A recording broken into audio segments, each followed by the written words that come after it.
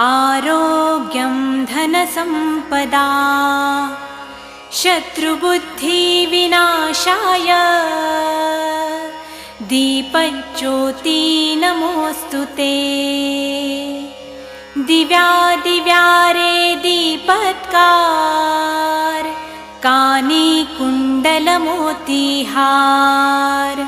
दिव्याला पाहून नमस्कार तिळाचे तेल कापसाची वात दिवा तेवे देवा पाशी उजेड पडे विष्णू पाशी माझा नमस्कार सर्व देव देवतांपाशी